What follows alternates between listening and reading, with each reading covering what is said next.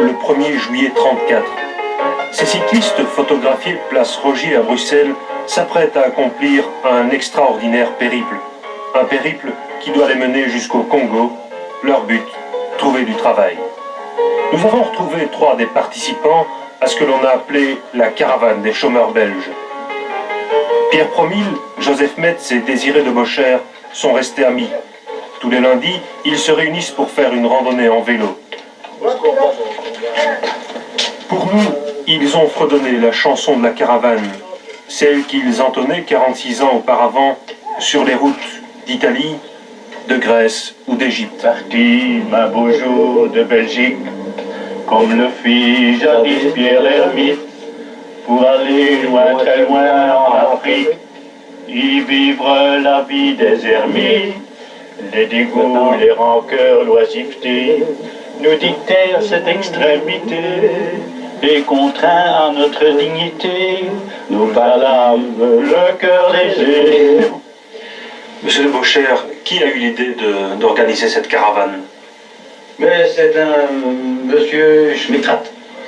Et il s'est dit, pourquoi voir des files de chômeurs devant le syndicat de l'imprimeur alors qu'il y a tant de travail à faire dans notre colonie. C'était à cette époque notre colonie. Et il a suggéré quelque chose, il a dit, si nous faisions une caravane, nous allons prendre tous des hommes qui veulent partir, s'expatrier et travailler à la colonie. Et nous avons réuni 34, 35 jeunes gens capables, d'après nous, de tenir le coup. Et nous sommes partis un peu au hasard, il faut dire, au hasard, vers notre destinée. Et c'est le 1er juillet qu'on a décidé, on part.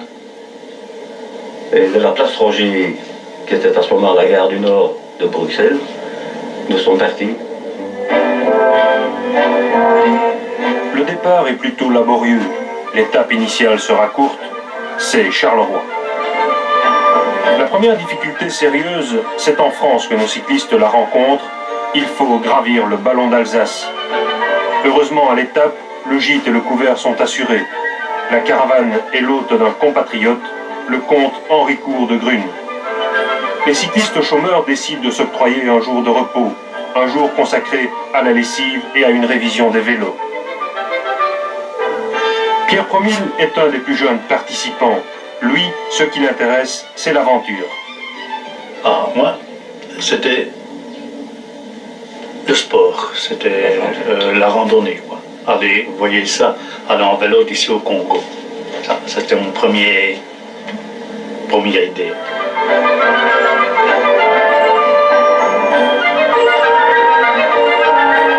Alors, évidemment, après, je me suis arrangé avec Désiré de Bocher parce que je ne faisais pas partie de la société qui organisait donc ce voyage. Alors j'ai été retrouvé et grâce à lui, j'ai été engagé un des derniers. On l'a incorporé. Oui, le dernier, c'était une inclusion, on a fait pour moi, mais on m'a collé comme porte-drapeau aussi.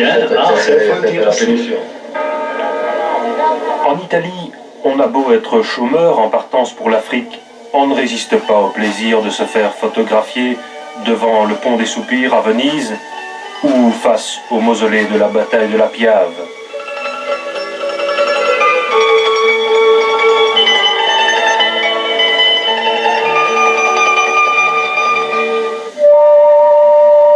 Après l'Italie, c'est la Yougoslavie. Mais à cette époque, en Yougoslavie, peu de routes sont macadamisées. Les machines, et plus encore les hommes, souffrent le martyre.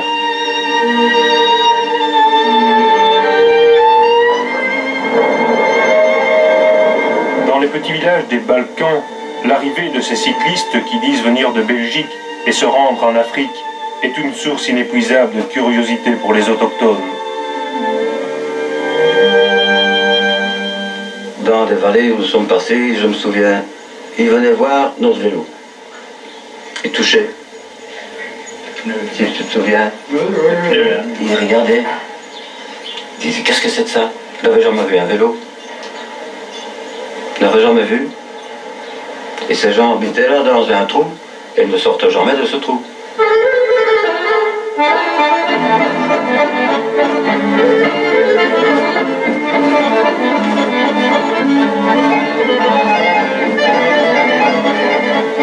faisiez des étapes de combien de kilomètres? Bon, entre 75 et 100 km. Ça dépendait un peu de l'état des routes. Ouais. Oui. Par contre, je me rappelle, en Italie, là, c'était du macadam. Et là, on faisait 100, 125.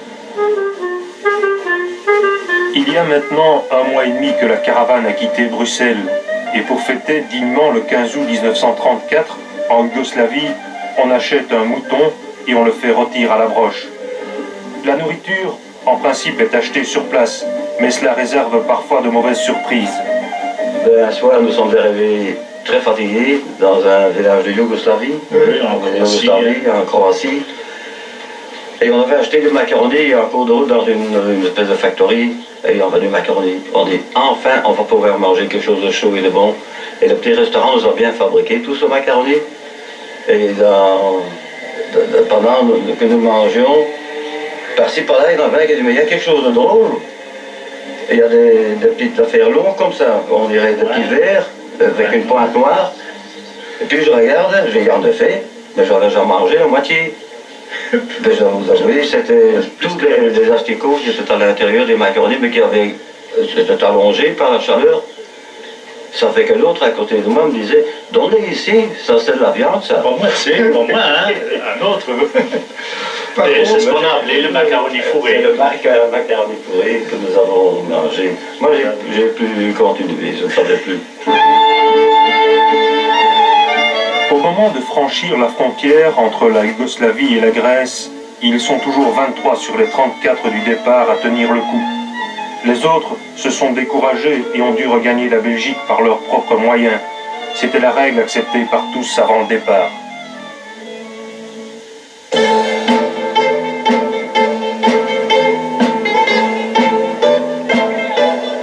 À la fin du mois de septembre, après un bref arrêt au pied de l'acropole à Athènes, toute la caravane embarque au Pirée, à destination d'Alexandrie, en Égypte.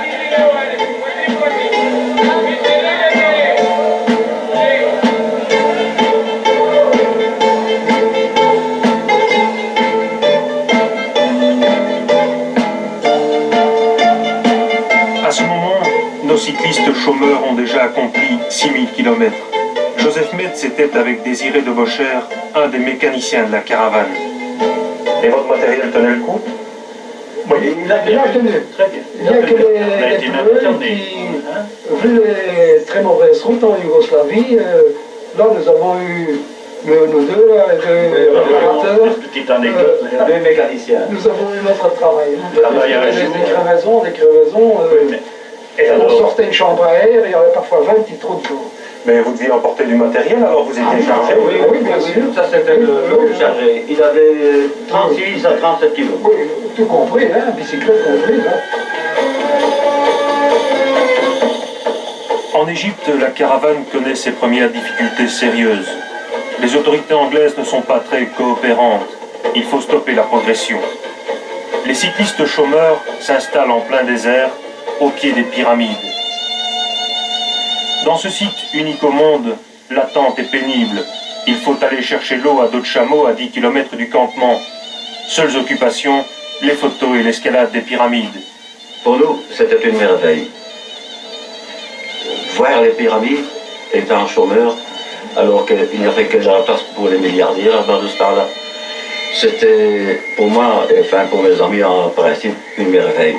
Mais il y avait tout de même, je dis, 2, 3 avec nous, qui étaient des genres de maçonnerie, qui en voyant, notre chef disait, voilà dit-il, si nous ne réussissons pas, vous aurez au moins vu les pyramides et le sphinx. Et les deux bons hommes, l'un à l'autre, entre eux, ils disaient, oui, au fond, ce n'est quand même qu'un tas de cailloux, hein.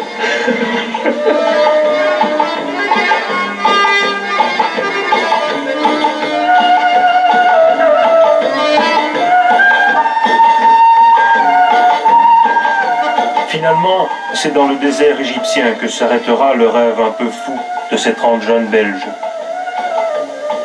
Vous êtes allé jusqu'en Égypte, pourquoi n'avez-vous pas continué plus loin? C'était fini, le vélo. C'était le désert. Au Caire. On est arrivé jusqu'au Caire, aux pyramides. On a campé, on est resté 5 semaines campé. Mais plus loin, on ne savait plus, il fallait remonter le Nil. Donc, à ce moment-là, c'était fini. En fait, l'explication est un peu plus compliquée. Au Congo, les autorités belges ne sont pas pressées d'accueillir cette caravane de chômeurs. Certes, ils paraissent sympathiques, ces cyclistes chômeurs, mais on craint qu'ils ne deviennent rapidement dans notre colonie un ferment d'agitation sociale. Les instructions reçues de Belgique sont formelles, pas question de pénétrer au Congo. Monsieur Promille, c'était une grande déception pour vous, cet échec? Ça, oui, certainement. Certainement. Moi, évidemment, j'habitais chez mes parents, mais il y avait des gens qui étaient seuls et qui ont tout vendu, comme toi, par exemple. Ah, voilà, Pareil, tu as tout liquidé, hein? Non, je ne plus rien à Bruxelles. Après leur extraordinaire aventure, les membres de cette expédition se sont perdus de vue. Seuls nos 3 amis continuent à se réunir. J'ai encore rencontré l'un, l'autre ici à Bruxelles, un ancien, mais depuis lors, je n'ai plus aucun contact avec des anciens. C'est pour ça que je voudrais que si des anciens nous voient ou veulent se contacter avec nous, un peu pour parler un peu de notre souvenir, eh bien, qu'ils s'adressent à la RTBF, n'est-ce pas, et qu'eux nous transmettront. Et oui, vous avez bien entendu, des fantômes. C'est en tout cas ce qu'affirme Henri Prémont, la personne qui nous a confié ces documents.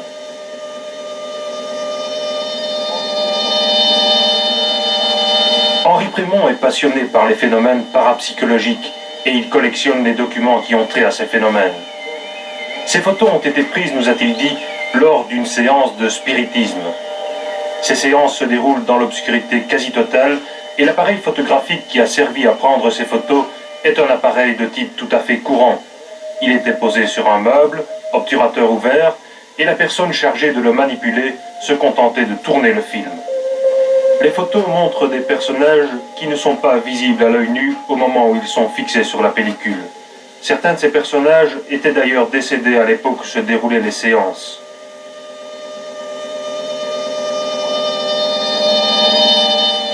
Voilà, à vous de vous faire une opinion sur la valeur de ces documents.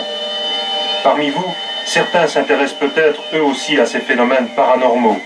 Si vous possédez des photos ou des films, écrivez-nous. Émission inédite, Centre RTBF Charleroi, passage de la Bourse, 6000 Charleroi.